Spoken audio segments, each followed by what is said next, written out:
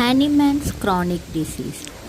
How can perversions introduced into patients in this manner, frequently for years, be transformed in a short time into health even by the person? That is the true method of cure, which has never assumed in itself the power of directly influencing organic defects.